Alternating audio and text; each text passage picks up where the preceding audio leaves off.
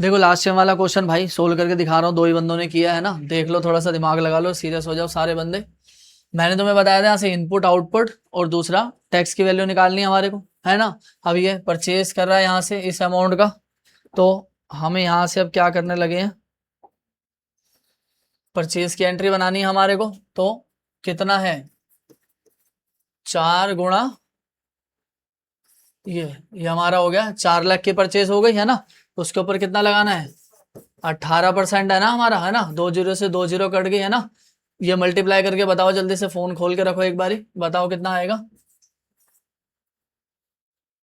8 चौक 32, 4 को 4 52 है ना, ये 52,000 हमारा ये आ गया परचेज का। ठीक है, दूसरे का निकालते हैं यहाँ से, 2 तिया 6, ठीक है, और 6 लाख ही आ रही है वैल्यू। इसका मल्टीप्लाई करके कितना निकालना है, इसका 18% दिख रहा है, समझ आ रहा है सबको, है ना। 2 जीरो से 2 जीरो उड़ा दिया हमने, है ना। इसको भाई 1 2 3 लगा दो, पहले यही लगा दो, 3 जीरो ये हमारी, फिर हो गया 8 6 48, 4 6 4 10, है ना। ये तो ज्यादा हो गया क्या बैलेंस हमारा, नहीं 1,08,000 ही तो बनेगा। ठीक है, 3 जीरो ये लगाई हमने, और 8 6 48, 4 4 वो बचा, 6 4 10, हाँ ठीक है, ये हो गया। फिर अभी आ गया सोल्ड वाला, सेल वाला हमारा, है ना।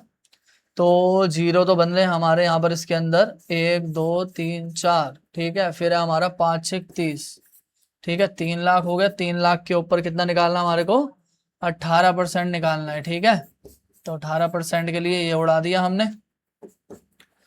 और फिर पहले तो 3 जीरो लगा दूं, फिर ये हो गया हमारा 18 3 8 3 24, है ना, 3 3 38 24, है ना, 54 हो गया हमारा, 1,000 ये। अगला है हमारा ये वाला, है ना, इस पे कितना आ रहा है, 80। तो 2 4 5 5 जीरो वो हो गई हमारी, 1 2 3 4 5, और यहाँ कितना हो गया हमारा, 8 ही हो गया। ठीक है, 8 लाख हो गया हमारा यहाँ, और इस पे हो गया कितना, 18%। ठीक है, तो 2 से 2 जीरो उड़ा दें यहाँ पर, कितना बचा, 1 2 3 अठोटे 64, 8 8 4 12, 1 24 ये हो गया। ठीक है, ये जो हमारी अभी तक दो ये वाली वैल्यू निकली है, ये सेल वाले के लिए है। ठीक है, सेल वाले के लिए क्या यूज होता है बताओ जल्दी, है ना, क्या यूज होगा, ये आउटपुट वाला है, ये भी आउटपुट वाला है, और ये कौन सा था, इनपुट वाला, और ये भी कौन सा है, इनपुट वाला ही है। एक रह गया लास्ट हमारा, ये रह गया ना, जब पूरे हो गए हमारे 2 2 4, है ना, एक रह गया ना हमारा लास्ट ये वाला। तो इसका अमाउंट हो गया हमारे कितने, 1 2 3 4, 4 ये हो गए, 4 पंजे 20। ठीक है, 2 लाख हो गया, 2 लाख का कितना परसेंट है भाई, 18। ठीक है, 2 जीरो से 2 जीरो उड़ा दी, 3 जीरो लिख दी पहले, फिर 18 दूनी 36। ठीक है, 36,000 ये हो गया। ठीक है, अब इसको टोटल करो जल्दी से, ये दो इनपुट वाली वैल्यू हो गई। ठीक है, यहाँ पर अगर हम जोड़ें इसको, तो 108,000 और कितना जोड़ना उसमें, 52, है ना, 52,000 जोड़ना है। ठीक है, तो ये 0 0 0 हो गया, ये 10 हो गया, एक आ गया, 6 आ गया, तो 160 ही आ गया हमारा। ठीक है, ये कौन सी वाली वैल्यू बनी है बताओ, इनपुट वाली वैल्यू है, कौन सी है, इनपुट वाली वैल्यू है। ठीक है, अब हमें आउटपुट वाली जोड़नी है, तो आउटपुट वाली यहाँ जोड़ दे, कितना है, 124 के साथ में हमें जोड़ना है कौन कौन सी वैल्यू, 54 और 36, 54 और 36, कितना आ रहा है, 1,78,000 है ना। तो ये आउटपुट वाली वैल्यू थी, मैंने क्या बताया था, टैक्स का अमाउंट निकालने के लिए आउटपुट में से क्या माइनस कर देते हैं, इनपुट वाली वैल्यू कितनी हुई, 160, है ना, और घटा के हमारा कितना बचेगा यहाँ पर, 8 1 18,000 बचेगा। ठीक है, ये हमारा कौन सा अमाउंट हो गया, टैक्स का अमाउंट यहाँ से निकल के आ गया है। ठीक है, कितने साल लगे इसको करने में, कुछ भी नहीं समय लगा, है ना, बट तुम्हारी फुर्सत ही नहीं भाई, तुम बहुत ज्यादा बिजी। ठीक है, सारे बंदे हम ध्यान रख लो, लास्ट मौका था इस बारी। यही आया था आंसर भी तुम्हारा निकल के, जो कॉपी में निकाला था, नहीं आया था, कहीं ना कहीं मिस्टेक होगी। तुमने क्या करा, एक बारी बस सोल्व करा और मेरे को भेज दी, अब एक बार चेक तो करो कैलकुलेशन ठीक है नहीं। हाँ ट्राई तो करा था, मगर ये तो छोटी सी कैलकुलेशन वाली है ना चीज, 18,000 आंसर आया था, नहीं आया था, तुम्हारा नहीं आया था, चेक करना फिर दोबारा जाके, हो सकता है मेरी मिस्टेक हो, मैंने भी एक ही बार ही कराया ना, और मैंने कोई कैलकुलेटर का भी यूज नहीं करा, ठीक है, हो सकता है मेरी मिस्टेक हो, मगर इसका सही आ रहा है, मेरा सही आया, इसका मतलब सही आ रहा है, ना तुम्हारा गलत आ रहा है, कोई बात नहीं, ट्राई किया ना, बट एक बार ही करते तो कैलकुलेशन चेक कर लिया करो एक बार, ठीक है। तो ये मैंने अब करा दिया, पढ़ते देखो आगे का सेशन ध्यान से समझो, क्योंकि हमें जीएसटी का बेसिक ही नहीं पता होगा तो जो अंदर जीएसटी पैनल पे काम चलने वाला है ना प्रैक्टिकली, वो बिल्कुल नहीं समझ आएगा, ठीक है। और हमें बस जितनी जितनी जरूरत है उतना ही पढ़ना है, हमें कोई जीएसटी का पूरा ग्रंथ नहीं बैठ के पढ़ना है, जीएसटी से रिलेटेड बस जो पहलू है वो पता होने चाहिए, अगर वो नहीं पता होगा तो काम खराब रहेगा। अब देखो ध्यान से समझो, मैंने तुम्हारे को गुड्स और सर्विस के बारे में आम भाषा में समझाया था, है ना, क्या करा था, आम भाषा में समझाया था। गुड्स और सर्विस है, गुड्स क्या होती है, जैसे देखा छुआ महसूस किया जा सकता है, सर्विस क्या सिर्फ महसूस हो गया ना दिखेगी ना छू पाएगी, वो थी आम भाषा। मगर फिर मैंने कहा था जो गुड्स नहीं होगी, सर्विस नहीं होगी, तो उसके ऊपर जीएसटी नहीं लगेगा, है ना, बट उसमें मैंने कुछ बताया था किस किस पे जीएसटी नहीं लगता, है ना, डॉक्टरी की सर्विस बताई थी, है ना, वकालत की सर्विस वालों का बताया था मैंने तुम्हारे को बताया था, और क्या, एम्बुलेंस की सर्विस के ऊपर, आग वग लगाएंगे बंदे को, उसमें बताया था, गवर्नमेंट के कर्मचारियों के ऊपर बताया था, है ना। तो मतलब मैंने कुछ कुछ चीजें ये बताई थी, है ना, या बताया था नमक को भी हटाएगा उस चीज से, है ना, तो वो जरूरत की चीजें थी, ठीक है। तो अब ध्यान से समझो, एक्चुअल में गुड्स और सर्विस की क्या डेफिनेशन चलती है उसके बारे में हमें पढ़ना है। डेफिनेशन किसकी पढ़नी है हमारे को, गुड्स की, ठीक है। ये कह रहे हैं goods mean every kind of movable property other than the money and the security, मतलब ये कह रहे हैं जो सामान हमारा मूवेबल है, एक जगह से दूसरी जगह लेके जाया जा सकता है, वो हमारा गुड्स होता है। ये पेन एक जगह से दूसरी जगह ले जा सकता है, ये मैंने शर्ट पहनी एक जगह से दूसरी जगह जा सकती है, ठीक है। ये पैनल है एक जगह से दूसरी जगह जा सकता है, ये पंखा लगा है हमारा, ये भी एक जगह से दूसरी जगह जा सकता है, तो ये सारे क्या कहलाएंगे, गुड्स। गुड्स वो होता है जो एक जगह से दूसरी जगह पे लेके जाया जा सकता है, ठीक है। वो हम आम भाषा की बात कर रहे थे, ये थोड़ी एक पक्की लैंग्वेज के तौर पर हम बात कर रहे हैं, थोड़ा सा कि जीएसटी को अच्छे तरीके से समझना। तो गुड्स और सर्विस ही नहीं पहचान पाएंगे तो काम खराब हो जाएगा, क्योंकि गुड्स का अलग प्रोसेस चलता है, सर्विस का अलग प्रोसेस चलता है, ठीक है।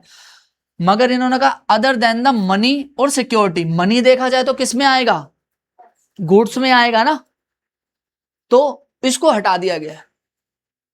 मनी देखा जाए तो ये गुड्स में आएगा, देखा छुआ महसूस किया जा सकता है, उस डेफिनेशन की बात करें, और एक जगह से दूसरी जगह भी लेके जाया जा सकता है, तो ये तो क्या बनना चाहिए, गुड्स। मगर इसको उसमें नहीं माना गया है हमारा, नहीं तो इस पर भी जीएसटी लगेगा, तो ये तो काम खराब हो जाएगा ना यार, है ना। बैंक वाले एक जगह से दूसरी जगह बैंक ट्रांसफर कर रहे हैं ना, और हमने दिए एक दूसरे को पैसे, है ना, तो वो तो काम खराब हो जाएगा, है ना।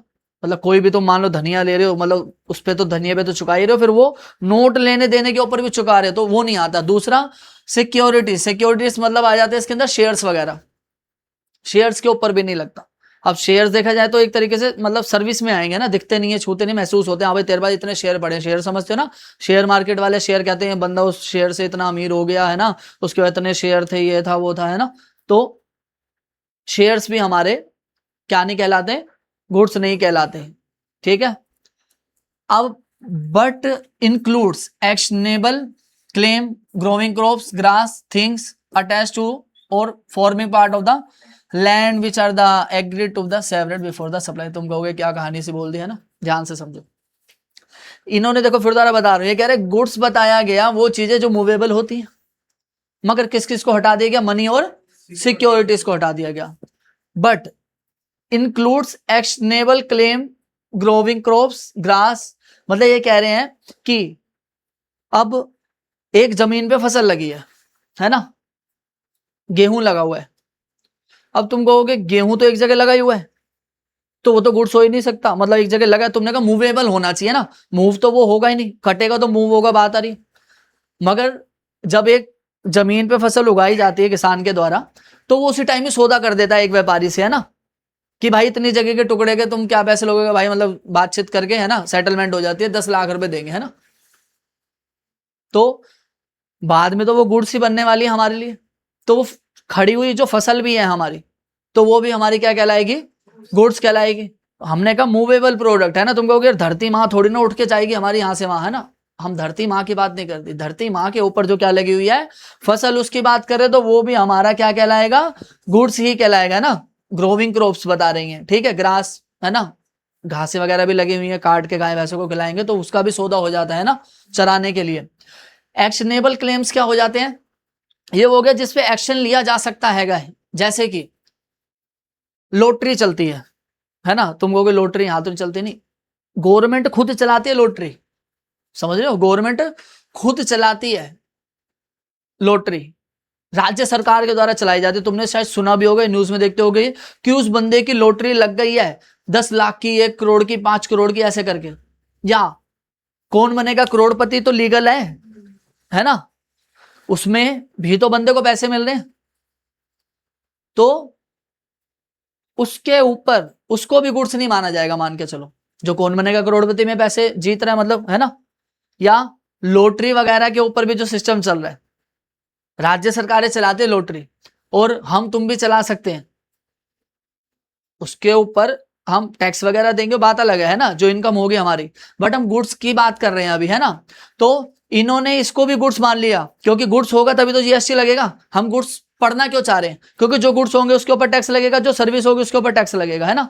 तो पहले गुड्स तो पता होने चाहिए, गुड्स क्या क्या हुए हमारे वो जो मूवेबल प्रॉपर्टी हो गई, पहली बात, है ना, मैंने बताया जितना मूवेबल दिख रहा है, ठीक है, मगर उसके अंदर मूवेबल तो मनी भी होती है, बट उसको हटा दिया गया, यार ये गुड्स नहीं होगा। फिर सिक्योरिटी शेयर सर्विस होती है, उसको भी हटा दिया गया, ठीक है, मगर किसको जोड़ दिया गया, अब एक्शनेबल क्लेम, है ना। किसमें बताया, इसमें मैंने तुम्हारे को सट्टा बाजारी वाला काम बताया, मतलब मैंने तुम्हें क्या बताया, सट्टा बाजारी के अंदर क्या बताया, लॉटरी वगैरह बताई मैंने तुम्हारे को, ठीक है, या कौन बनेगा करोड़पति वाली भी चीजें हो गई हमारी, ठीक है। अब उसको एक जगह से दूसरी जगह तो देखा जाए तो मतलब लेके जाया जा सकता है, मतलब सर्विस में काउंट होगी देखा जाए तो कहीं ना कहीं, है ना, बट उसको भी यहां से हटा दिया गया। ग्रोविंग पार्ट्स, है ना, जो मैंने तुम्हारे को बताया फसल वाली कहानी, वो भी कहोगे तुम यार एक जगह से दूसरी जगह चली जाएगी होगी, तो है ना, तो ये गुड्स में आ रहा है हमारा, ठीक है। ग्रास वगैरह सारी चीजें जो अटैच हुई हैं ना, फार्मिंग पार्ट, है ना, किसान के द्वारा जो जमीन के ऊपर लगाई गई होती है, जिसके लिए वो एग्री हो जाता है एक एग्रीमेंट करने के लिए कि ये जब उग जाएगी तो मैं आपको इसका क्या कर दूंगा, सप्लाई कर दूंगा, ठीक है। अब देखो लॉटरी भी कैसे काम करती है, लॉटरी का तुम्हें थोड़ा समझ आएगा, कहानी समझ आएगी। देखो हम एक लॉटरी मान लो चला सकते हैं, मैंने 100 रुपए की एक लॉटरी रखी, और मैंने जो लॉटरियां रख दी 100 रुपए की एक लॉटरी में मैंने मान लो 1000 लॉटरी चलाई, ठीक है। तो मेरे को यहां पर अगर 1000 लॉटरी चला रहे हैं तो यहां पर मुझे कितने पैसे इकट्ठे हो जाएंगे देखा जाए तो 1 लाख, ठीक है। और मैंने कहा कि जो बंदा जीतेगा, जो विनर होगा, क्या होगा, विनर होगा, विनर को जो है मैं यहां पर 50,000 रुपए दूंगा, कितने दूंगा, 50,000 रुपए। इसका मतलब मैंने कहा 100 रुपए की एक लॉटरी है, ये रुपीस है उसके, है ना, और मैंने कितने नंबर निकाले लॉटरी के, 1000, ठीक है। तुम आए, तुम्हें 1 नंबर दे दिए, से 2 दे दिए, से 3 दे दिए, ऐसे करते करते करते कितने नंबर दे दिए बंदों को, 1000 दे दिए। और मैंने एक अपनी तरफ से नंबर निकाल के दिया कि मान लो भाई जिसके पास, जिसकी पर्ची पर, जिसकी लॉटरी पर क्या लिखा होगा, 576, उसको कितने रुपए मिल जाएंगे भाई, 50,000 रुपए मिल जाएंगे, है ना। आ रही है बात समझ। अब मुझे पैसे कितने इकट्ठे हो गए लोगों से, और मैंने देने कितने हैं, कितने का अंतर बचा, 50,000 का, है ना, समझ रहे हो। तो ये एक तरीके से मेरा मतलब प्रॉफिट है, जिसके ऊपर गवर्नमेंट देखा जाए तो क्या लगाएगी, टैक्स लगाएगी, जीएसटी लगाएगी हमारा, है ना, क्योंकि प्रॉफिट के ऊपर लग रहा है और सट्टेबाजी वाला काम है ना। और अभी देखो मैं इसमें थोड़ी सी कलाकारी कर सकता था, कलाकारी क्या कर सकता था, मेरा एक दोस्त है ना, मैं लॉटरी निकालता हूं, मैंने कहा इसी को 576 वाली पर्ची दे दूं, तो ये जो 50,000 रुपए किसके पास जाने वाले थे, पता नहीं किसके पास जाने वाले थे, ये भी अपने घर में आ जाते हैं, मैं उसी से हिस्सेदारी कर देता, 25,000 तू रख ले, 25,000 मुझे दे दियो, या उसे कहता है साले तेरे को तो पर्ची दे ही रहा हूं मैं, है ना, तो 10,000 तू रख, 40,000 मुझे, मतलब इसमें भी थोड़ी कलाकारी हम चला सकते थे। यार ये बात समझ, ऐसे चलती हैं लॉटरियां, थोड़ा चेक करना जाके, है ना। केंद्र सरकार नहीं चलाती, राज्य सरकारें चलाती हैं, क्या समझ आ रही है बात, स्टेट गवर्नमेंट चलाती है, सेंट्रल गवर्नमेंट नहीं चलाती। पंजाब वगैरह में देखना, लुधियाना वगैरह में निकलती है, अगर तुम थोड़ा ज्यादा चलाते हो ना रीले तो देखना कभी आती हैं, एडवर्टाइजमेंट वगैरह में भी होती है ना, बट वो क्या है गवर्नमेंट, हाँ थोड़ा सा लीगली काम चल रहा होता है ये, गवर्नमेंट की नजरों के अंदर ही, समझ आ रही है बात, ठीक है। जैसे पहले ड्रीम 11 था, है ना, तो गवर्नमेंट की नजरों में ही तो चल रहा था ना, वो आईपीएल वगैरह खेल रहे थे बंदे, है ना, उसमें लगा रहे थे, उसके ऊपर भी जीएसटी कट के मतलब मिलता था बंदों को। हाँ ये बात समझ, क्या समझाना चाह रहा हूँ, इसी की अभी शुद्ध भाषा के अंदर भी तुम्हें समझ आ जाएगा कि क्या कहानी है। अभी देखो आम भाषा में बताया गया, देखो क्या कह रहे हैं, क्या गुड्स है ना, मूवेबल प्रॉपर्टी, क्या कोई भी चीज जिसे बिना तोड़े फोड़े एक जगह से दूसरी जगह ले जाया जा सकता है, जैसे क्या आ गया, mobile, AC, pen, car, furniture और भी दुनिया भर की चीजें। आ रही है बात समझ? ये किसकी डेफिनेशन हो गई? एक तरीके से मूवेबल प्रॉपर्टी की, है ना। गुड्स के ही तो हिस्से चल रहे हैं ये, क्योंकि गुड्स तो ऐसे तो सब कुछ ही हो रहे थे, कुछ नहीं भी हो सकते थे उसको ले लिया, कुछ नहीं भी क्या नहीं हो सकते थे, जैसे ये सट्टे बाजारी वाला जो काम बताया तुम्हारे को, है ना, ये गुड्स नहीं हो सकते थे ना, बट इसको भी डाल दिया कौन से वाली कैटेगरी में? गुड्स वाले में। फसल खड़ी है एक जगह, फिक्स ही तो खड़ी है, तो हमने तो कहा जो मूवेबल होगा वो जाएगा, तो फिक्स खड़ी है तो वो भी गुड्स नहीं हो सकता, मगर कहा कि होगी ये भी गुड्स। आ रही है बात समझ? हाँ। एक्शनेबल क्लेम क्या है? मैंने कहा ये एक टेक्निकल टर्म है ना, तुम अगर मैं बताता नहीं सट्टे बाजारी वाला तो तुम कहते एक्शनेबल मतलब क्या हुआ, ये क्या चीज है ना, मैंने तुम्हें समझाया कि क्या है ना। वैसे तो ये गुड्स नहीं लगते है ना, क्योंकि एक्शनेबल क्लेम्स के अंदर मैंने तुम्हें बताया कि ये क्या है, हमें गुड्स तो लगते नहीं, क्योंकि इसमें क्या आ रहे हैं, लॉटरी, बैटिंग, गैम्बलिंग, ये सारी चीजें आ रही है ना। ये कह रहे हैं सिर्फ यही 3 टैक्सेबल हैं, बाकी एक्शनेबल क्लेम पर जीएसटी नहीं लगता। इसी ये जो 3 सट्टे बाजारी वाली चीजें आ जाती है ना, लॉटरी, बैटिंग, है ना, गैम्बलिंग वगैरह, ये जो आ जाती है इसी को गुड्स में डाला गया। इसके अलावा जो पैसा एकत्रित होगा किसी और तरीके से, कुछ ऐसे ही कामों से, तो वो नहीं माना जाएगा गुड्स। आ रही है बात समझ?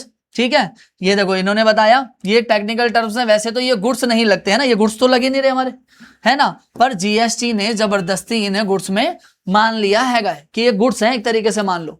तुमने वो पर्ची ली तो एक तरीके से वो पर्ची मतलब रियलिटी में तो कुछ है नहीं, उसका कोई यूज तो नहीं होगा, बट उससे तुम्हें प्रॉफिट होने वाला है, कुछ उससे क्या मान लिया, गुड्स मान लिया हैगा।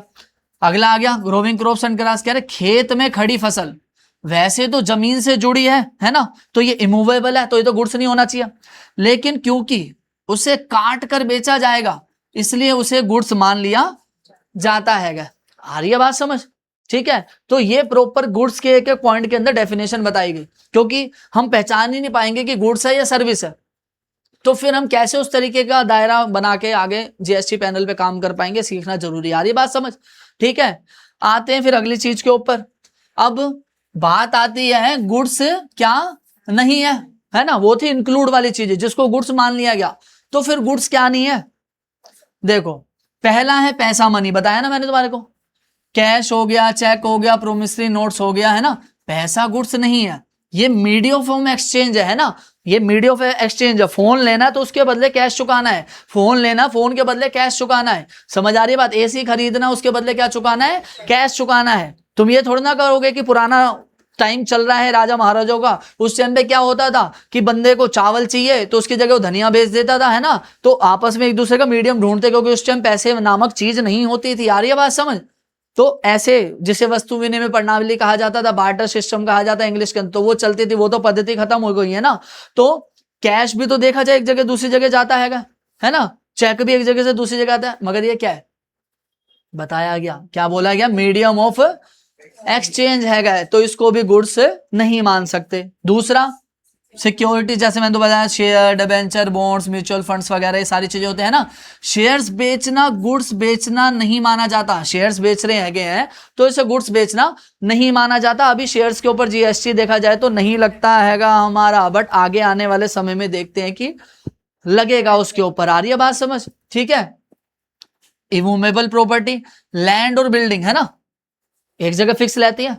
तुम ये वाला कोचिंग हमारा उठा के कहीं और लेके जा सकते हो ना, घर के पास नहीं लेके जा सकते, है ना। लैंड होगी, बिल्डिंग होगी तो इमूवेबल है, तो उसके ऊपर भी क्या नहीं लगेगा, जीएसटी नहीं लगेगा, क्योंकि गुड्स के ऊपर लगता है। हम गुड्स की तो बात ही सीख रहे हैं, तो ये गुड्स हमारा नहीं है। इसको अगर हम खरीदते हैं, जगह खरीदते हैं, तो उस पर स्टैंप ड्यूटी लगती है। देखो पढ़ते हैं, इन्हें बेचना गुड्स नहीं है, इस पर क्या लगती है, स्टैंप ड्यूटी। जब हम घर लेते हैं तो रजिस्ट्री कराते हैं, रजिस्ट्री के पैसे देने होते हैं, जीएसटी नहीं लगता। ठीक है, जीएसटी नहीं अनलेस अंडर कंस्ट्रक्शन फ्लैट जो शेड्यूल 2 में सर्विस बन जाता है। मतलब देखो एक घर बना पूरे का पूरा, और वो पूरे का पूरा एक बंदे से दूसरे बंदे ने खरीद लिया और एक ने बेच दिया, तो उस पर स्टैंप ड्यूटी लगेगी, रजिस्ट्री होगी, जीएसटी नहीं लगेगा। मगर एक अंडर कंस्ट्रक्शन बिल्डिंग है और अभी पूरी बनी नहीं है, और अगर उसको किसी ने दूसरे बंदे को बेच दिया तो उसके ऊपर जीएसटी लगता है। मतलब उसके अंदर भी सिद्धांत के अंदर भी सिद्धांत फंसे हुए, अगर बात करी जाए तो, समझ रहे हो। अगर पूरी बन गई, बेच दी बढ़िया बना के, तो जीएसटी मतलब गुड्स नहीं माना जाएगा वो, है ना। बट अगर बनते बनते में ही किसी ने बेच दी, पूरी नहीं बनी अभी, है ना। कईयों पे क्या होता है, इलीगल बना रहे होते, रुक जाती है, फिर वो किसी को पागल बना के सस्ते में बेच देते हैं या ऐसे ही बेच देते हैं, मतलब कुछ ना कुछ, है ना। तो बनी नहीं पूरी, अंडर कंस्ट्रक्शन है। ठीक है, जो शेड्यूल 3 के अंदर बता रहे जो नियम कानून होते, जैसे मैंने तुम्हें पिछली बार भी बताया था, है ना, एग्जाम्स वाली लिस्ट नहीं गूगल कर करके मैंने पढ़ाई थी लास्ट टाइम वाली। ठीक है, तो उसकी बात कर रहे हैं, आ रही है बात समझ। तो ये अगर चीजें होंगी इनमें से, तो ये क्या नहीं कहलाएंगे, गुड्स नहीं कहलाएंगी। आ रही है बात समझ। ठीक है, वो गुड्स कहलाती थी, ये गुड्स नहीं कहलाती है। ठीक है, जैसे देखो अभी मैंने तुम्हें बताई वही चीज बात आ रही है ना, गुड्स अंडर जीएसटी क्या क्या आएगा हमारा, meaning of any kind of movable property. ठीक है, इंक्लूड क्या होगा, एक्शनेबल क्लेम्स कर रहे हैं इसके अंदर, है ना। एक्शनेबल क्लेम्स बताए थे अभी भी, क्या सट्टे बाजारी वाला काम। दूसरा ग्रोविंग क्रॉप्स बताया मैंने तुम्हें, फसल वसल वाले कहा। अब एक्सक्लूड क्या हो गया, हटा क्या दिए, तो इंक्लूड वाली चीजें थी, एक्सक्लूड जो हट जाएगा, काटा लग जाएगा, कौन कौन सा, मनी और सिक्योरिटी। समझ आ रही है बात। ठीक है, तो ये बताया गया। ठीक है, छोटे से पॉइंट में लिख दिया। अब बात आती है किसकी, सर्विस की, है ना। गुड्स तो पढ़ लिया, अब पढ़नी है बात सर्विस की। कह रहे service means anything other than goods. अगर गुड्स कोई चीज नहीं बनती है तो ऑटोमेटिकली वो क्या बन जाएगी, सर्विस बन जाएगी। सीधा सा बोला गया, क्या जो गुड्स नहीं है वो क्या है, फिर सीधा सीधा सर्विस है। अगर वो जितनी भी हमने चीजें पढ़ी, अगर उसके अंदर कोई नहीं बैठती तो वो फिर क्या कहलाएगी, सर्विस कहलाएगी। ठीक है, बट किसको छोड़ के, मनी और सिक्योरिटीज को। ठीक है ना, क्योंकि तो सर्विस वाली चीज होगी ना। मतलब जो गुड्स नहीं है वो फिर क्या है, सर्विस है। ठीक है, इसके अंदर भी पढ़ो, देखो क्या पूछ रहा है ये, क्या सर्विस है ना, क्या होगा। ये कह रहा कोई भी एक्टिविटी जो गुड्स की डेफिनेशन में फिट नहीं बैठती। गुड्स की डेफिनेशन पढ़ी ना हमने सारी, जो मूवेबल नहीं होगी, दूसरा सट्टा बाजारी वाली नहीं होगी, तीसरा शेयर्स वगैरह से रिलेटेड नहीं होगी, मनी वगैरह नहीं होगी, तो वो ऑटोमेटिकली फिर क्या बनेगी, सर्विस बनेगी। ठीक है, एग्जाम्पल क्या, टीचिंग पढ़ा रहा हूं मैं, गुड्स तो नहीं होगा। डॉक्टर की कंसल्टेशन लेता ना बंदा, सैलून सर्विस, है ना, construction labour, renting a property, है ना, ये फिर सारी फिर क्या बनने वाली है, ये सर्विस बनने वाली है भाई, क्योंकि गुड्स तो नहीं होती है ना। हमने क्या पढ़ा, जो गुड्स नहीं है वो फिर क्या होगी, सेपरेट कंसिडरेशन ऑफ मनी। ये कह रहे पैसा खुद सर्विस नहीं है, लेकिन पैसे का यूज करने के लिए अगर कोई अलग से चार्ज लिया जाएगा तो वो सर्विस कहलाएगा। जैसे कि 1 लाख रुपए का मैंने तुम्हारे से कहा, यार मुझे 1 लाख की जरूरत है, मुझे 1 लाख दे दो। तुमने कहा सर जी आपने क्या बात कर दी, लो 1 लाख रुपए ले लो। ठीक है, पैसे के बदले पैसा गया, कोई जीएसटी नहीं लगना। ठीक है, मेरा काम हो गया, मैंने 1 महीने के बाद 1 लाख रुपए तुम्हें लौटा दिए, कहानी खत्म। मगर अब मैं जब तुम्हारे से 1 लाख रुपए मांग रहा हूं और जब मैं तुम्हें वापसी करने आया, तुमने कहा सर 1 लाख तो दे रहे हो, मगर इसके ऊपर 10,000 रुपए मुझे इस पर क्या चाहिए, इंटरेस्ट चाहिए। क्या चाहिए, इंटरेस्ट चाहिए।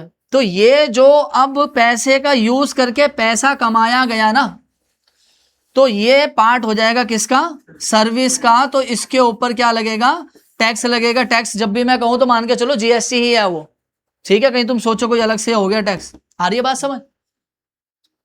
पैसे से पैसे वाली गेम अगर ओके चल रही है फिर तो कोई दिक्कत नहीं है, मगर उसका कुछ यूज करके कुछ एक्स्ट्रा जो कमा लिया वो फिर सर्विस का हिस्सा हो जाएगा।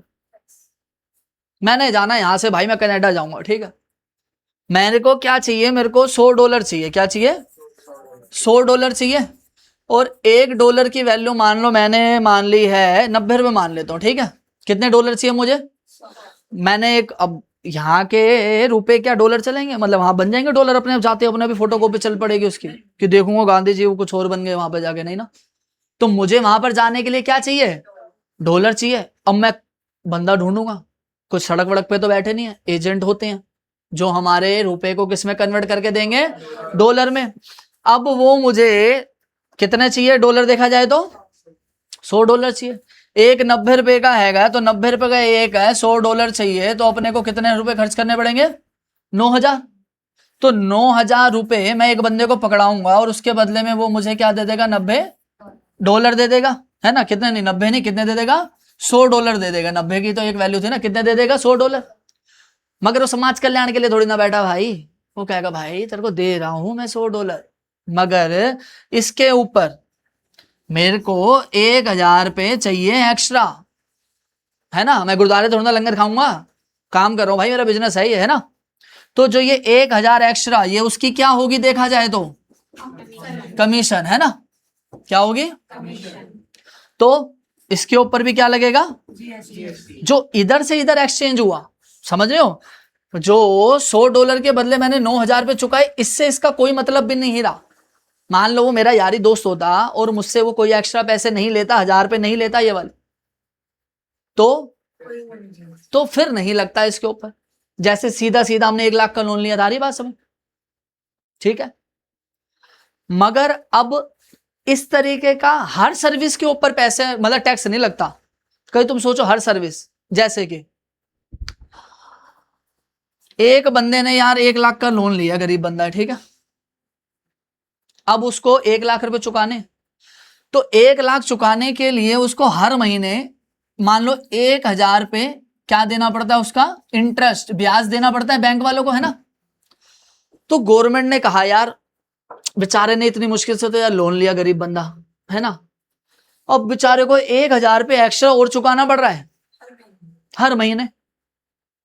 तो गवर्नमेंट ने कहा यार ये जो इंटरेस्ट दे रहा है ना बंदा, इसके ऊपर जीएसटी नहीं लगाऊंगा, बेचारा 1000 रुपये और दे रहा है, 100 रुपये और मेरे टैक्स के हो जाएंगे, 1100 और देगा, तो यार ये गलत चीज है, मजबूरी में बंदा ले रहा है, तो यार इसके ऊपर नहीं लगाएंगे, नहीं तो इस पे भी लगना चाहिए ना।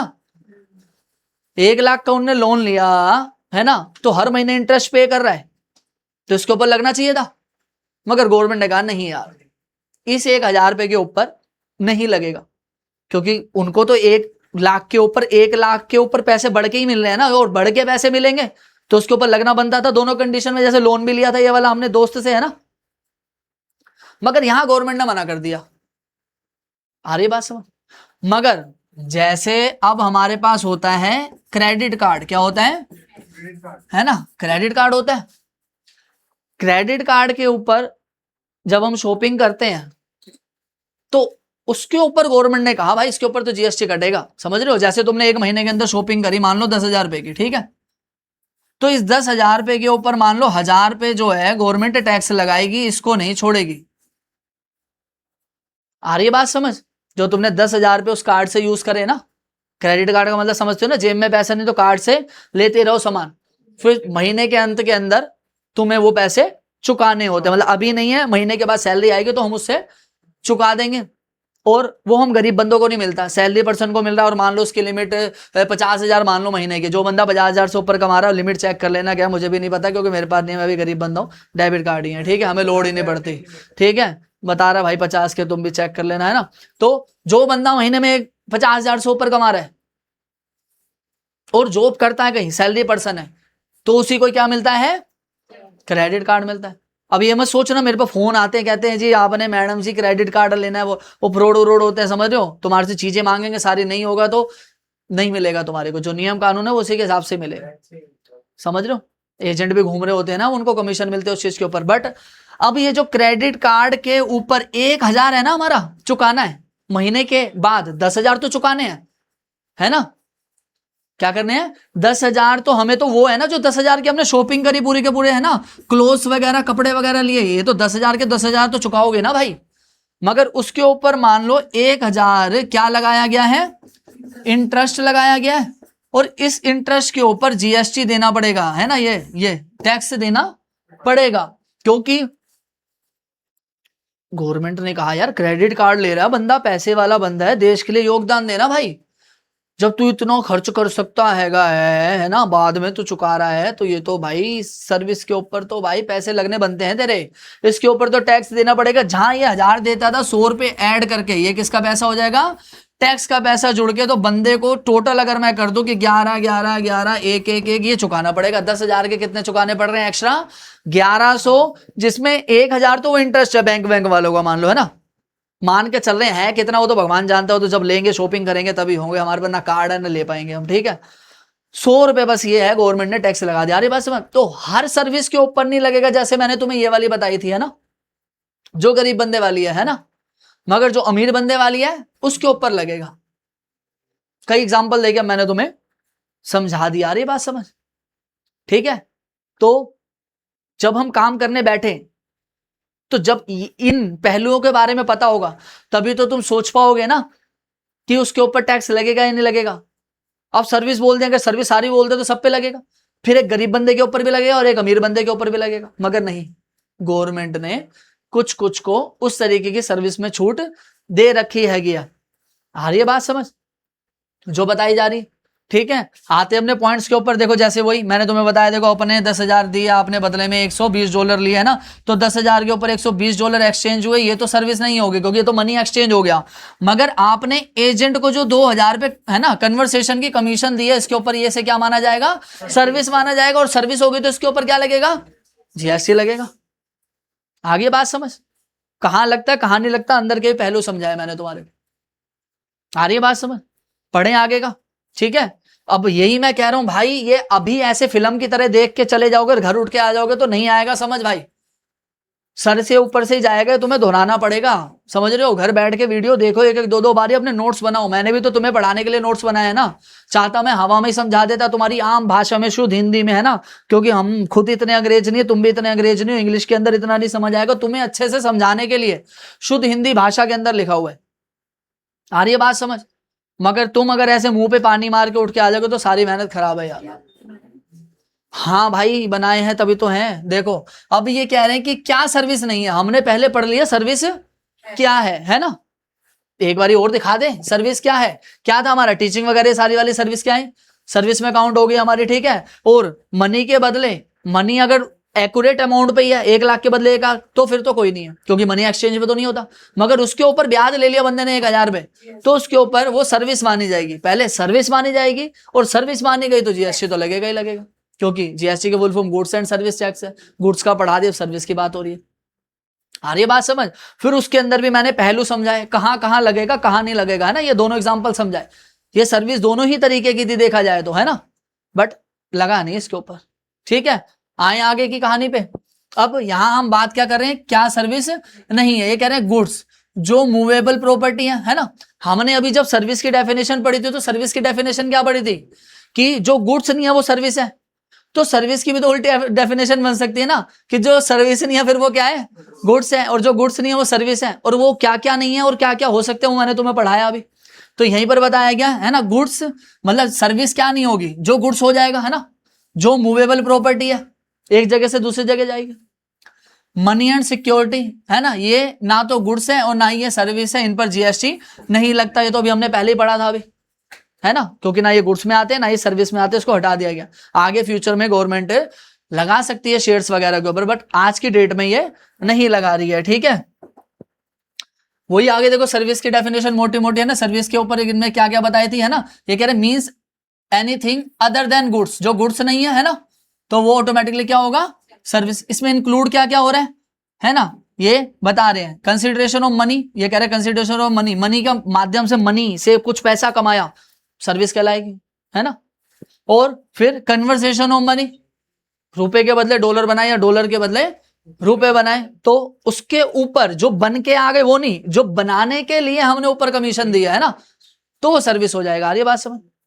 एक्सक्लूड में क्या हो गया, मनी नहीं आएगी, ठीक है, क्योंकि मनी तो आई नहीं ना गुड्स में ना सर्विस में आ रही है। आ रही है बात समझ। वैसे देखो तो मनी तो है ना, है हमारा क्या, गुड्स में आएगा, देखा छुआ महसूस किया जा सकता है, आम भाषा की बात करें ना, बट इसे भी नहीं लिया, और सिक्योरिटीज शेयर वगैरह को भी नहीं लिया गया। आगे बात समझ, ठीक है, क्योंकि ना गुड्स में आएगा ना ही सर्विस में आएगा, तभी तो इसके ऊपर नहीं लगता हमारा जीएसटी, क्योंकि गुड्स होगा सर्विस होगा तभी तो क्या लगेगा, जीएसटी लगेगा। आ रही है बात समझ,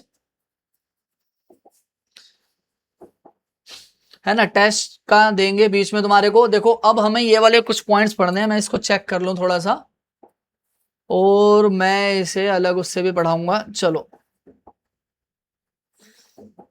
देखो हमें क्या करना होता है, ये कह रहे हैं पर्सन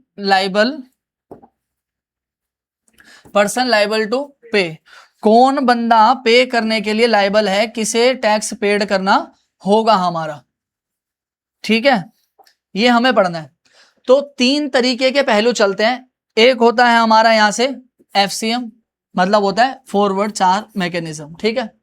एक होता है RCM, reverse charge mechanism. EC हो गया हमारा 95, ये थोड़ा सा सेक्शन याद रखना।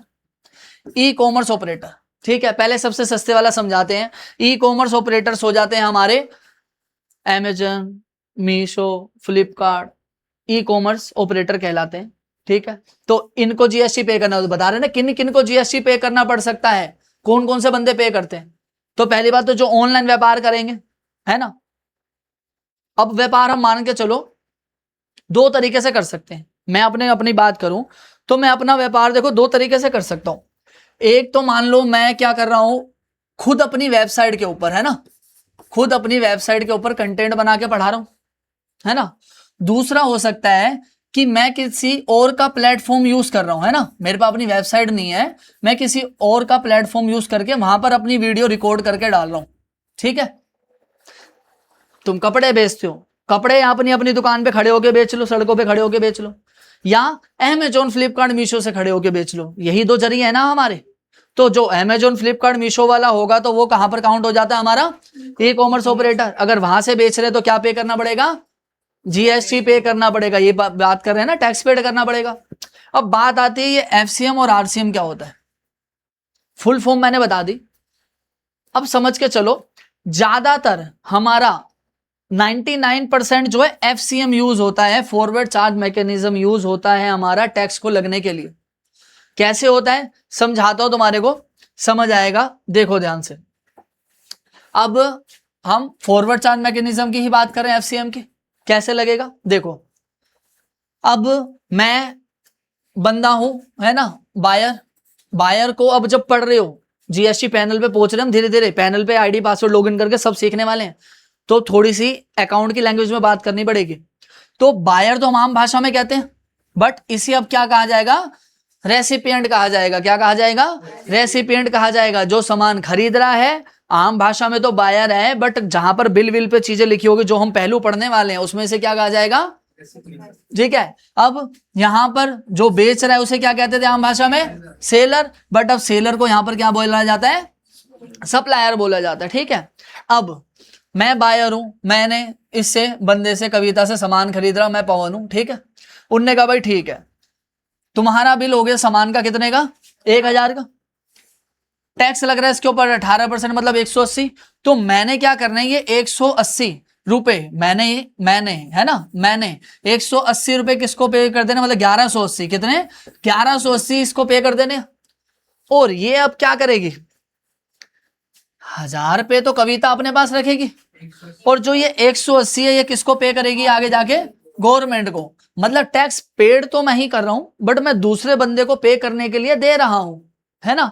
तो ये हमारा हो जाता है फॉरवर्ड चार्ज मैकेनिज्म, और यही हम ज्यादातर यूज करते हैं। ठीक है, मैंने खरीदा और मैंने सामने वाले को कह दिया, ये कह रहे हैं it is duty of supplier to deposit tax to government under the FCM.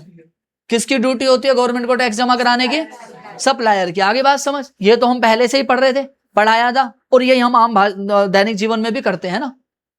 तो ये होता है एफसीएम, ठीक है, जिसमें पे तो हम कर रहे हैं बट दूसरे पर्सन को दे देते हैं पे करने के लिए, है ना। तो वो क्या हो जाता है, एफसीएम, जिसमें ड्यूटी किसकी होती है टैक्स को पे करने की, सप्लायर की होगी, जो सामान बेच रहा है ना, जो विक्रेता है। आगे बात समझ, ठीक है। दूसरा पढ़ते हैं, दूसरा हो जाएगा हमारा कौन सा, आरसीएम। फुल फॉर्म क्या है इसकी, रिवर्स चार्ज मैकेनिज्म। ठीक है, इसमें क्या होगा ध्यान से समझो, वही है खरीदने वाला बेचने वाला। मैंने खरीदा इससे कितने का सामान, 10,000 का, ठीक है। अब ये मैंने 10,000 का सामान ही, मतलब 1000 ही ले लो, चलो 1000 का ही खरीदा, और इसके ऊपर टैक्स लगना था हमारा कितना, 180 रुपए। तो वैसे तो ये भी सामान कितने का ही होने वाला था, 1180। अब ध्यान से समझो, एग्जाम्पल दे रहा हूं। अब गवर्नमेंट ना बड़ा दिमाग लगाया यार। अब हमारा तो जो व्यापार चल रहा है, तो गवर्नमेंट ने देखा कि हम ग्राहक लोग हैं, कंज्यूमर लोग हैं, हमने सामान खरीदा, हमने उसके ऊपर टैक्स के साथ पे कर दिया सामने वाले को पैसे, है ना। और गवर्नमेंट ने देखा कि सामने वाला तो हमारे अंडर है, क्योंकि बस जीएसटी नंबर है, तभी तो बिल काट के दे रहा है, तो वो तो टैक्स हमें जमा करा देगा ना। मगर कुछ ऐसे बंदे भी हैं जो टैक्स जमा नहीं करा सकते। जैसे कि तुम सामान खरीद रहे हो, अभी उस दुकानदार से भी सामान खरीद रहे थे जो जीएसटी में रजिस्टर था। अब तुम ऐसे से भी तो सामान खरीद सकते हो ना जो जीएसटी के दायरे में नहीं आता, मतलब जीएसटी में रजिस्टर ना हो। जैसे कि तुमने एक किसान से काजू खरीदे, ठीक है, तुमने कितने रुपए के काजू खरीद लिए, मान लो 1000 रुपए के।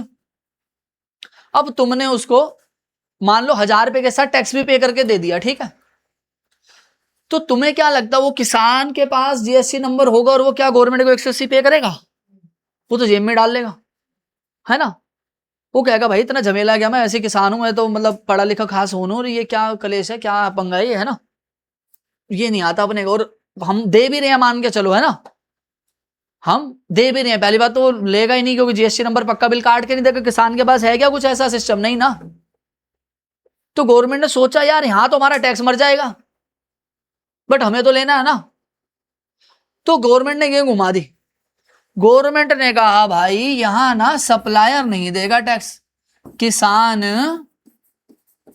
नहीं देगा, जो सामान खरीद रहा है ना रेसिपिएंट वो टैक्स को पेड करेगा हमारे।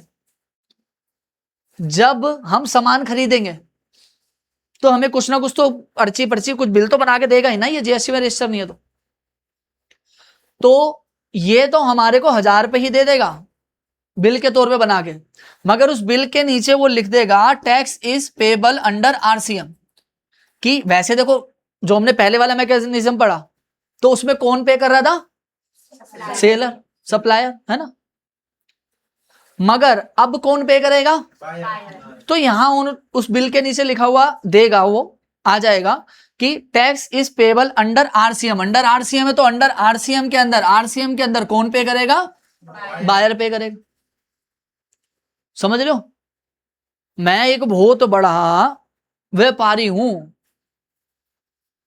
ठीक है, काजू का, मुझे काजू चाहिए होते हैं। तो काजू कौन उगाता है? किसान उगाता है। तो किसान से कांटेक्ट किया मैंने कहा भाई मेरे को काजू चाहिए। वो कह रहे लो भाई काजू कितने चाहिए? मैंने भाई 10 लाख के काजू दे दे। उन्होंने कहा भाई ठीक है। अब 10 लाख के काजू उनने मुझे दिए तो हमें उसको टैक्स पे नहीं करना। गवर्नमेंट ने स्पेशली बोला हुआ है किसानों के लिए, क्योंकि किसानों के लिए कितने आंदोलन छिड़ते हैं, अभी भी छिड़ते हैं ना, क्योंकि गवर्नमेंट किसानों के लिए सोचती है। क्योंकि किसान ही अगर किसानी नहीं करेगा तो संपूर्ण संसार ही चलना बंद हो जाएगा। क्योंकि वो उगा रहे हैं, उगारे से ही तो शरीर चल रहा है ना हमारा, खा पी रहे हैं, है ना। तुम कहोगे मैं तो पंखे बनाती हूँ बहुत तगड़े यार, है ना। अब मगर रोटी खाओगी, शरीर में जान होगी तभी तो पंखे बनाओगे। तो पहले कौन जरूरी है? गवर्नमेंट भी किसानों के लोन माफ करती है ना, नहीं तो बेचारे किसान भी दवाई खा के फांसी ले लेते, जो छोटे किसान है बेचारे, है ना। किसान छूट देती है। तो इसलिए किसान को गवर्नमेंट ने सोचा यार इनको ये झमेला देना ही नहीं है टैक्स पे करने का, क्योंकि टैक्स पे करने का झमेला देंगे तो इनको जीएसटी नंबर लेना पड़ेगा। पहले जीएसटी नंबर लेना पड़ेगा तो फिर अकाउंटेंट भी रखना पड़ेगा, तुम्हारे हमारे जैसा बंदा, है ना, और उसके पैसे अलग से देने हैं, और वो इनपुट आउटपुट का तो हिसाब रख ही नहीं पाएगा जो मैंने तुम्हें बताया। तो गवर्नमेंट ने स्पेशली बोल दिया कि भाई किसान बंदों को जीएसटी नहीं पे करना पड़ेगा। नहीं तो वैसे पे करना पड़ा था ना, क्योंकि ये तो सेलर ही किसान कहलाएगा ना, बेचने वाले तो कहलाएगा। और अगर पिछले वाले प्रोसेस से बात करें तो उसके हिसाब से तो पे करना बनता है किसान का। मगर किसान को स्पेशली जब जीएसटी का सिद्धांत बनाया गया तो उसके अंदर लिख दिया गया कि जब किसान वाला मैटर चलेगा, क्योंकि गवर्नमेंट को तो टैक्स चाहिए ना, तो किसान वाले मैटर के अंदर गवर्नमेंट ने बोल दिया कि भाई जो बंदा खरीदेगा, वो जो बड़ा व्यापारी होगा, है ना, तो उसको उस बिल के ऊपर टैक्स पे करना पड़ेगा। जो ये 180 होगा तो ये वो व्यापारी टैक्स पे करेगा। आ रही है बात समझ? क्योंकि देखो अब दोनों कंडीशन में जेब से किसके जाने वाला था? जब हमने पहले पढ़ा कंडीशन तो ये 180 रुपए किसकी जेब से जा रहा था, और अब जब गवर्नमेंट को टैक्स पे करना है अब भी ये 180 रुपए किसकी जेब से जाएगा? बाहर की जेब से जाएगा। बंदे को तो पहले भी 1000 रुपए ही मिल रहे थे बट वो बंदा पे कर रहा था टैक्स, और अब भी 1000 रुपए ही मिल रहे हैं, है ना। मगर जहां पर पहले सेलर की ड्यूटी हो जाती थी मगर किसान वाली कंडीशन में किसकी हो गई हमारी, रेसिपिएंट की हो गई है, बायर की हो गई है ड्यूटी। आ रही है बात समझ? कच्ची स्लिप तो वो दे देगा, बट जब वो अपने जीएसटी पैनल पर जब बिल चढ़ाएगा तो बिल के अंदर नीचे लास्ट में वो जब अपना बिल खुद पे बना के चढ़ाएगा, है ना, क्योंकि उसी को तो चढ़ाना है बिल, जीएसटी का उसका तो कोई मतलब नहीं किसान का। किसान तो देगा काजू 10,000 लेगा, है ना, और कहानी खत्म हो जाएगी, 1 लाख लेगा या जो भी लेगा मोड़ वो लेके खत्म हो जाएगा, है ना। ड्यूटी टैक्स पे करने की किसकी बनेगी, उस व्यापारी की बनेगी कि उसको टैक्स पे करना है। तो जो अपना वो डिटेल भरेगा जीएसटी के पैनल पे जाके, जो मैं भरना बताऊंगा, तो वो डालेगा 1,000 काजू की वैल्यू, 180 टैक्स की और 1,080। अब भी ये टैक्स किसको पे करना पड़ रहा है? अगर मान लो किसान भी लेता होता तो किसान भी तो गवर्नमेंट को टैक्स पे कराते, तो देखो टैक्स तो गवर्नमेंट की तरफ दोनों कंडीशन में जा रहा है, बट पे करने वालों के ऊपर डिपेंड कर रहा है। और जेब से भी अभी भी किसी की जा रहा है, व्यापारी की, बायर की, रेसिपिएंट की, और पहले भी जा रहा था व्यापारी की जेब से, है ना। आ रही है बात समझ? तो जा उसी की जेब से रहा है, बट पे करने वालों का सिस्टम गवर्नमेंट ने चेंज कर दी।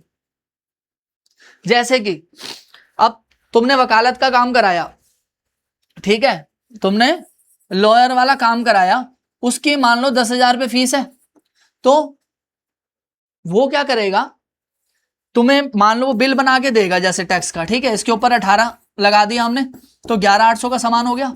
इसके अंदर भी ऐसे लिखाएगा कि tax is payable under RCM, इस बिल के नीचे। मैंने वकालत की सर्विस ली ना, मैंने वकालत की सर्विस ली, तो इसके अंदर भी गवर्नमेंट ने सोच के चले कि यार वकालत वाली सर्विस मतलब बहुत बड़ा काम है यार, है ना, लोगों को न्याय दिलाने का काम है, तो इनकी भी ड्यूटी हटा दी गई। किनकी?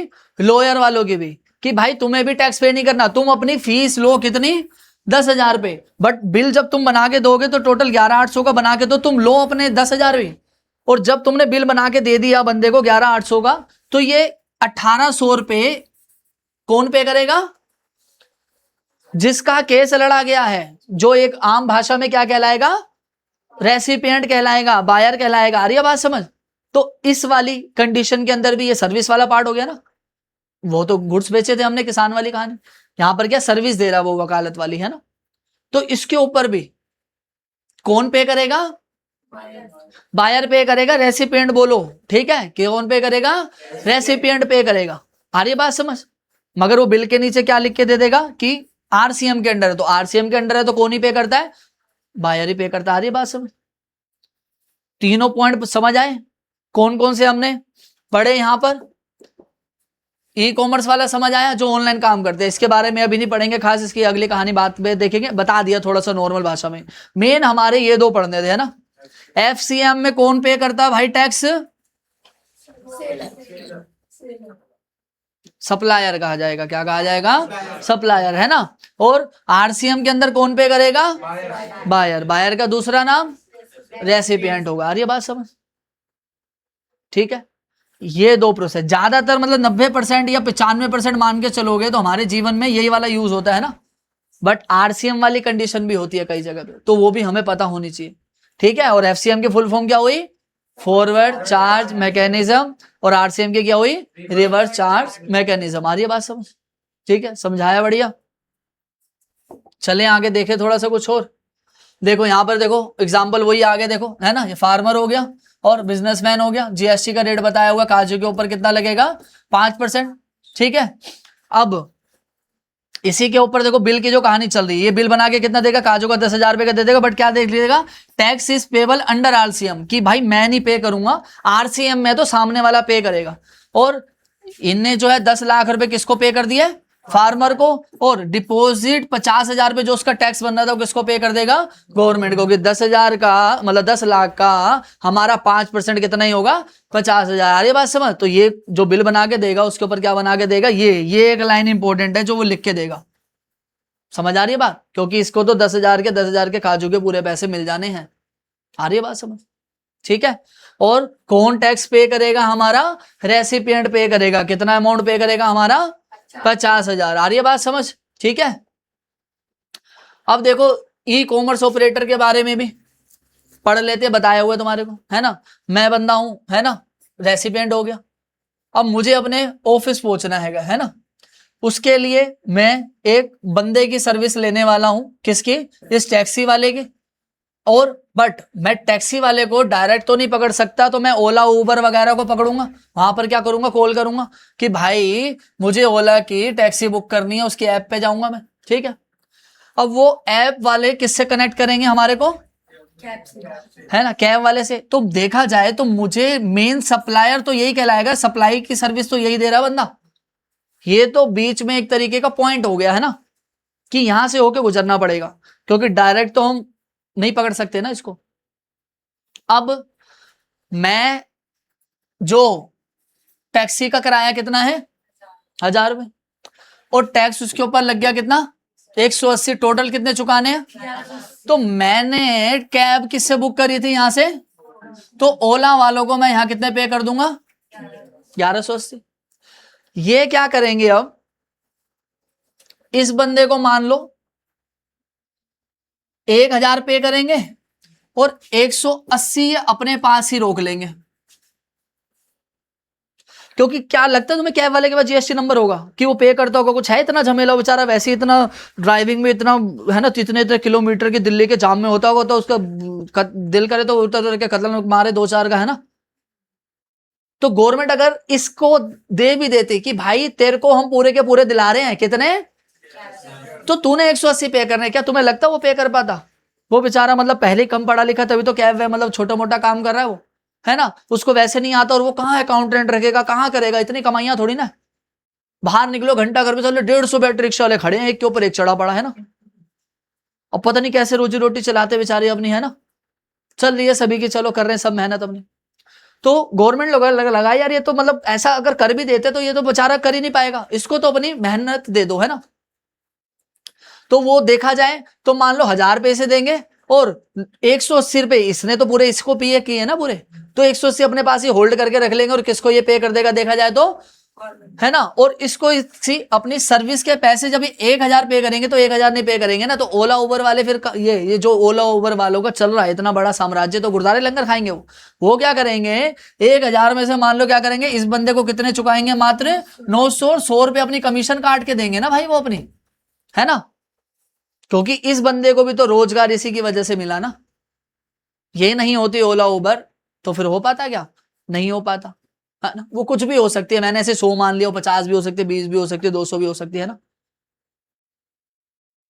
तो ये ई कॉमर्स ऑपरेटर के अंदर समझ आया किसकी ड्यूटी होती है, किसकी ड्यूटी होती है टैक्स पे करने की, ओला वालों की, है ना, ठीक है, जो सर्विस दे रहे हैं, टैक्स पे करने की ड्यूटी। मगर देखा जाए तो पे तो वैसे किसे करना चाहिए था, है ना, अगर आरसीएम के तौर पे बात करें, है ना, आरसीएम नहीं, कौन सा, एफसीएम की बात करें। चलो मैं आरसीएम की बात करता हूं, तो आरसीएम में किसे पे करना चाहिए, क्या इन दोनों में से कोई पे कर रहा है, कौन पे कर रहा है, तो ये फिर हमारी कौन सा मॉडल बन जाता है, हारे बात समझ, नहीं पे कर रहे ना दोनों में से, जब दोनों में से कोई पे नहीं कर रहा, एक मासी का लड़का आ गया बीच में हमारा, है ना, तो जब वो पे कर रहा है तो वो कौन सा हो जाता है, ई कॉमर्स मॉडल। आ रही बात समझ, 3 मॉडल है हमारे, समझ आई।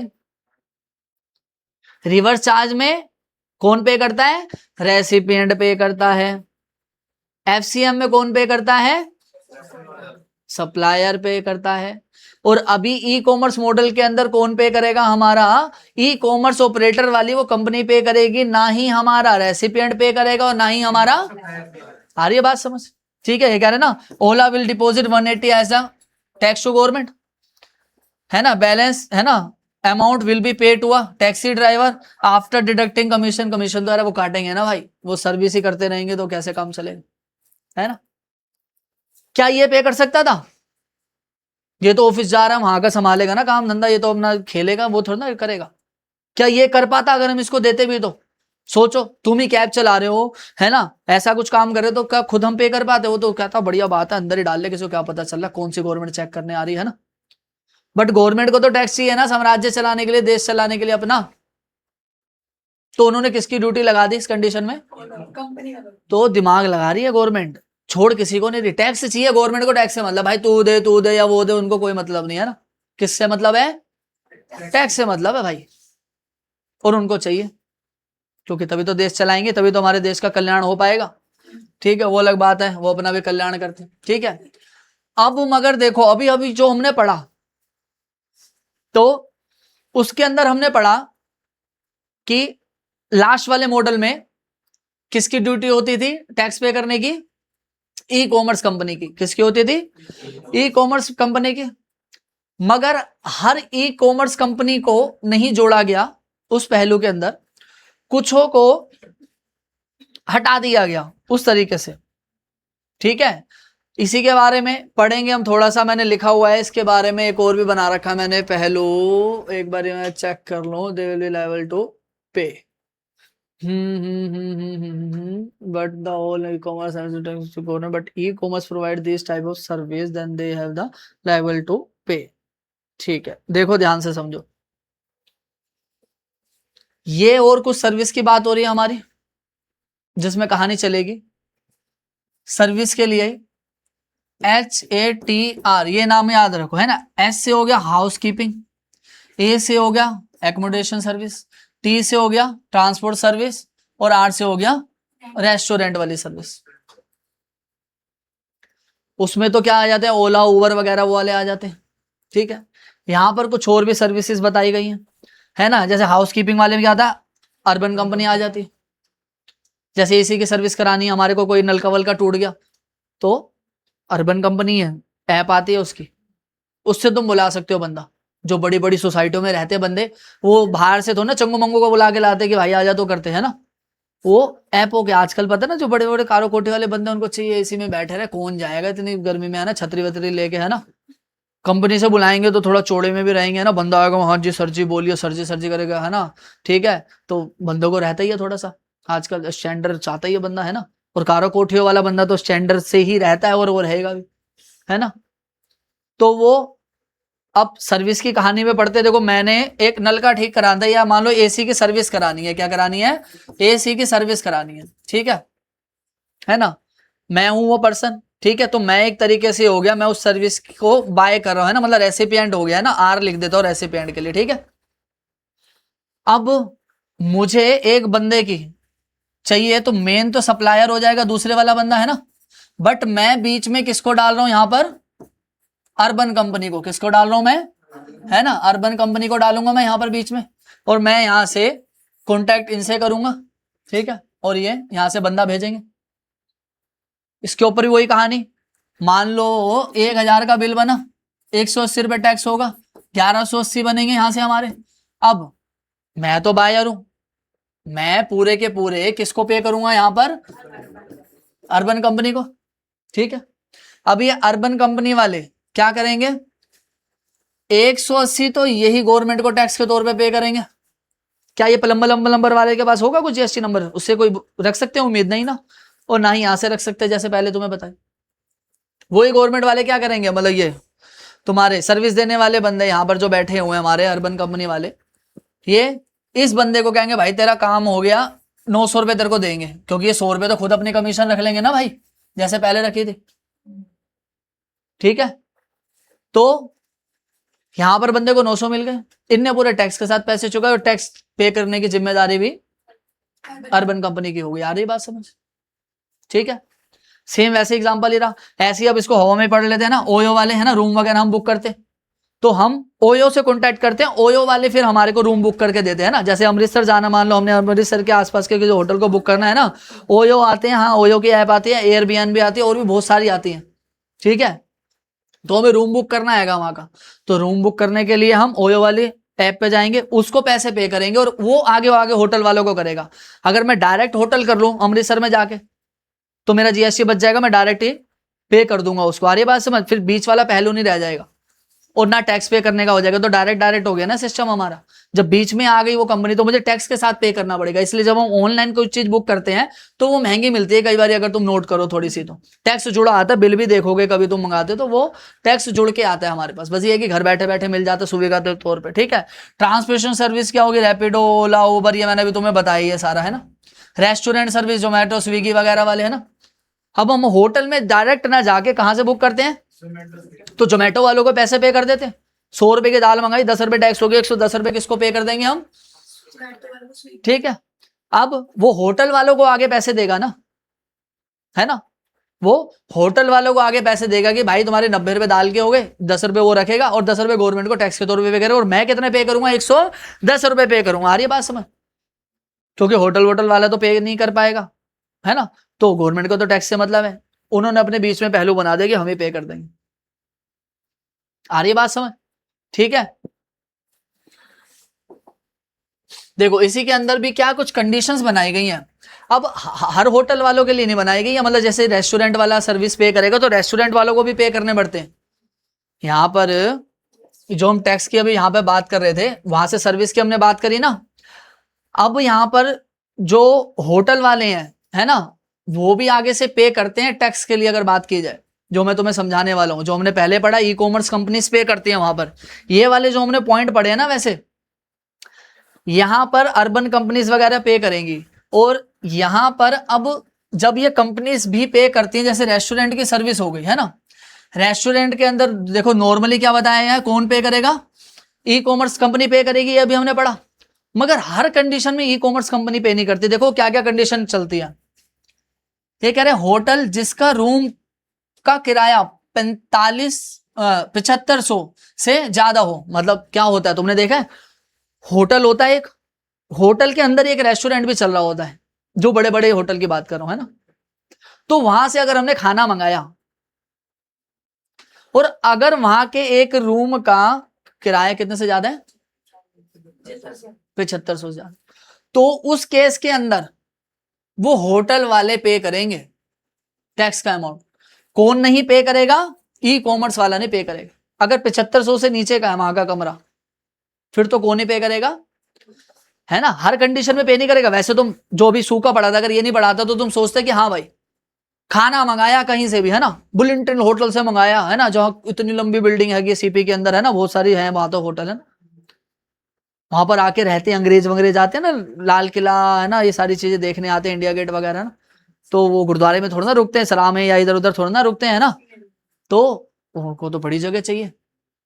ठीक है, और हमारे शौक बड़े हैं, हम यहाँ रह रहे हैं पुरानी दिल्ली में, है ना, यहाँ के छोले चावल ना खाए, हम लोग को वहां का खाएंगे छोले चावल। देखे तो साले अंग्रेज उस होटल का खा रहे हैं ना, तो वहां से मैंने बुक किया। तो वहां से अगर बुक किया, अगर वहां के रूम का किराया कितना है से ज्यादा, तो फिर कौन पे करेगा, होटल वाले पे करेंगे भाई। ठीक है, दिखा रहे ना, इस केस में होटल खुद से जीएसटी पे करेगा। आ रही है बात समझ? ये नहीं कि सारे काउंट हो जाएंगे, कहा है ना, पॉइंट के अंदर पॉइंट बनाए गए उन्होंने। ठीक है, आगे चलते हैं, एकोमोडेशन वाले पे आते हैं। ये कह रहे हैं अगर होटल वाला जीएसटी वाले दायरे के अंदर आता है, मतलब ये कह रहे हैं ये होटल वाला है ना अनरजिस्टर्ड डीलर है, फिर तो यही पे करेंगे। मतलब कह रहे हैं अगर होटल वाले के पास जीएसटी नंबर नहीं है, अनरजिस्टर्ड है वो, है ना, तो फिर तो ई कॉमर्स कंपनी ही पे करेगी। ठीक है, ओयो वाले पे करेंगे। ठीक है, अगर होटल वाला के पास जीएसटी का नंबर है तो होटल वाला खुद से ही जीएसटी को पे करेगा। आ रही है बात समझ? ये होटल वालों के लिए सर्विस हो गई, वो होटल वाले नहीं, ओयो वगैरह जो रूम दिलाते हैं हमारे को। ठीक है, अगला हाउस कीपिंग वाले, ये कह रहे हैं इसके अंदर भी सेम, अगर सर्विस देने वाले के पास जीएसटी नंबर नहीं है तो फिर तो कौन पे करेंगे, ई कॉमर्स वाले। मगर उसके पास क्या है, जीएसटी नंबर, तो फिर सर्विस प्रोवाइडर खुद ही जीएसटी पे करेगा। ये गवर्नमेंट ने बना दिया, मतलब गवर्नमेंट ने यार कहा यार हर चीज की जिम्मेदारी ई कॉमर्स कंपनियों पे भी थोड़ी ना डाल देंगे। अगर होटल वाला इतना बड़ा साम्राज्य चला रहा है तो जीएसटी नंबर ले रखा है, तो भाई उसी से फिर जीएसटी पे कराए ना, क्यों उनको मार रहे हैं, है ना। उन गरीबों की तो बेचारे को वैसी फिल्म बना रहे हैं हम, है ना, ई कॉमर्स वालों की, सबको इतना सारों का पे करा, कुछ कुछ को तो हटा देना यार उससे। और जो पे करने के लायबल है, लायबल का मतलब उसके पास है जीएसटी नंबर, तो पे कर सकता है ना। जो नॉर्मल आ रहे होंगे बंदे, उनका भी तो जीएसटी पे कर रहा होगा ना, है ना, जो नॉर्मल हाउस कीपिंग की सर्विस ले रहा होगा, है ना, तो उसके लिए भी तो वो पे कर रहे होंगे ना खुद से। जब वो प्लेटफॉर्म यूज नहीं कर रहे, होटल में जब हम जहां जाते हैं कहीं खाने के लिए, है ना, तो यहां पर ये बिठा के भी खिला रहे होते हैं और बंदे राइडर भी आ रहे होते लेने वाले, है ना। तो राइडर वालों की गेम तो कौन पे करेगा, है ना, होटल वाले, मतलब पीछे स्विगी विगी वाले। मगर जिनको तुम वहां बिठा के खिला रहे हो, अगर तुम्हारे पास जीएसटी नंबर है उनका भी तो भाई तुम पे कर ही रही हो ना, पे करोगे ना, जीएसटी के साथ बिल जोड़ के दोगे ना। तो इनका थोड़ा सा बोझ उतारने के लिए यहाँ 2 गेम चला दी कि अगर जीएसटी नंबर है तो भाई तुम्हें ही पे करना पड़ेगा, होटल वाले को ही पे करने का, उसी को जो सर्विस दे रहा है वही पे करेगा, यहाँ से ई कॉमर्स वाले पे नहीं करेंगे। आ रही है बात समझ? अगर अनरजिस्टर्ड है फिर तो पे करना ही पड़ेगा, क्योंकि गवर्नमेंट को तो टैक्स से मतलब है ना भाई। अगर उसके बाद नहीं है तो भाई फिर तुम पे करो। आ रही बात समझ?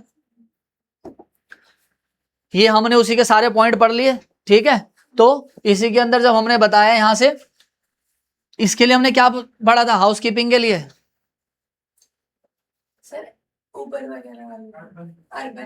अर्बन वाली कंपनी के लिए हमने क्या कंडीशन पढ़ी यहां से, है ना, दिखा देते तुम्हारे को। अर्बन कंपनी वाली जो हमारी आ जाएगी कंपनी, एक सेकंड, अर्बन वाली भाई हमारी किस में आएगी? हाउसकीपिंग वाले में, है ना। हाउसकीपिंग वाले के लिए तो ये रहा हमारा, है ना, वही जीएसटी नंबर होगा तो खुद ही पे करेगा, नहीं है तो वही पे करेंगे, ठीक है। फिर एकोमोडेशन वाला भी साथ ही हो गया, वही ओयो वाले रूम वाले हो गए मान ले बंदे हमारे, ठीक है। फिर रेस्टोरेंट वाली सर्विस के लिए क्या बना दिया गया उन्होंने? रूम वाली कंडीशन रख दी है वहां से। जीएसटी नंबर वाली नहीं है कि सब में जीएसटी रट लो तुम, नहीं, रूम वाली सर्विस के ऊपर, ठीक है। 4 हो गए यहां से हमारे, 3 है ना, 3 ही है। चौथे वाला कौन सा रह गया वैसे हमारा? ट्रांसपोर्ट। हाँ, ओला उबर वाले के लिए इसके लिए नहीं बनाया गया यार, इसके अंदर तो कोई पे कर ही नहीं पाएगा ना, वो बेचारा चलाने वाला पे कर पाएगा, है ना, और जो जा रहा है गाड़ी में बैठ के वो नहीं पे कर पाएगा। इस वाले में पे कर सकते थे, है ना, क्योंकि आगे बैठे बैठे इतना बड़ा होटल चल रहा है, 6 ब्रांचेस है, बीकानेर वाला, है ना, तो उसके बाद जीएसटी नंबर तो पे कर सकता है ना। मगर ओला उबर वालों में तो यार जो बैठ के जा रहा है वो बेचारे के, वो गाड़ी नहीं है तो बैठ के जा रहा है वो, तो उसके बाद तो जीएसटी नंबर होगा नहीं। और जो बिठा के जा रहा है वो बिठा के तभी तो लेके जा रहा है, गरीब बंदा हो, नहीं तो कहीं मैनेजर लगा होता है किसी बैंक के अंदर वो। हाँ, ये बात समझ? तो पहलू के अंदर पहलू बना रखे हैं जो मैंने तुम्हें यहां से पढ़ाए हैं प्रॉपर तरीके से, ठीक है। ये हमारे लगा लो तकरीबन, ये लो ट्रांसपोर्ट वाली सर्विस के ऊपर भी आ गया, जो एक रह गया था ना हमारा, कौन सा? ट्रांसपोर्ट वाली सर्विस के ऊपर, वो पेज आगे पीछे हो गया था। देखो ये बनाई है इन्होंने नो कंडीशन, किस लिए? Only e commerce is pay required to tax pay. मगर इसमें कंडीशन क्या बनाई है, देखो ध्यान से समझना। ओनली कंडीशन इन ओमनी बस, रेड बस हो या और भी बसें चलती है ना जब हम बुक करते हैं, हाँ, तो अगर इस तरीके की बसें वाली सर्विस है बंदों की, है ना, तो इसमें ओनर जो होगा, अगर उसकी कोई कंपनी है या बॉडी कॉर्पोरेशन, मतलब कोई कंपनी बना रखी है बड़ी सी, उन्हें रजिस्टर करा रखा, बहुत तगड़ा व्यापार है उसका, तो वो तो फिर टैक्स पे करेगा। अगर ओनर यहां पर ओनर कौन था? कंपनी वाला बंदा, कंपनी के तौर पे रजिस्टर करा रखा है उनने बढ़िया तरीके से, है ना, तो फिर तो पे करेगा वही बंदा हमारा कंपनी वाले। मगर अगर वो कंपनी वाला ओनर बंदा, है ना, कंपनी नहीं है उसकी रजिस्टर हमारी, फिर तो कौन ही पे करेगा? ई कॉमर्स ऑपरेटर ही पे करे।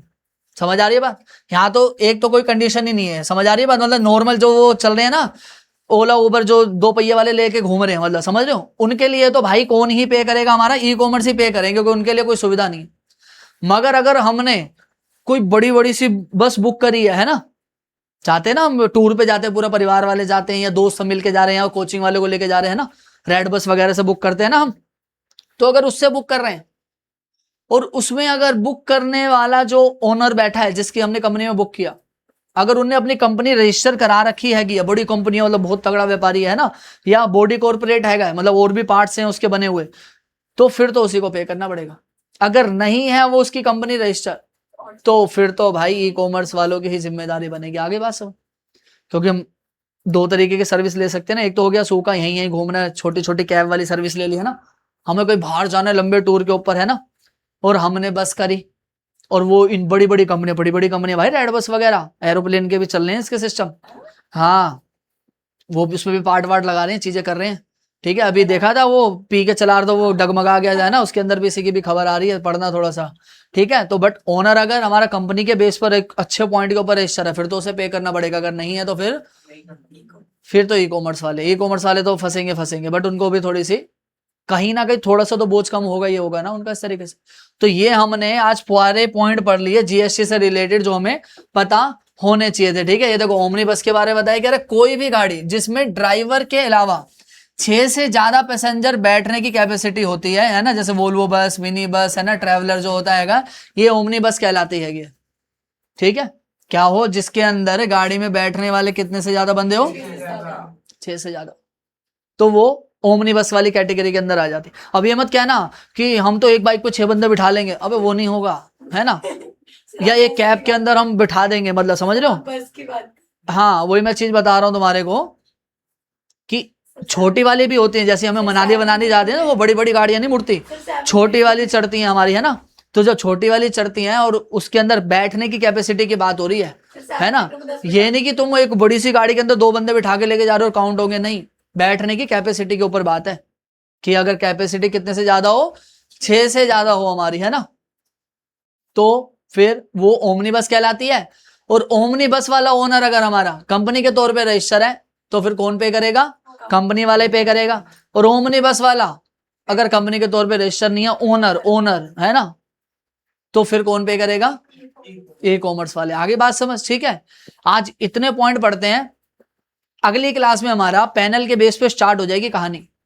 जो मेरी पिछली 3 क्लासेस का काम है वो इज्जत से तुम्हें आना चाहिए और लिखा होना चाहिए, पूरी ताकत से एक पॉइंट को 10-10 बार रिपीट करके बढ़ा रहा हूं मैं तुम्हारे को, समझ रहे हो।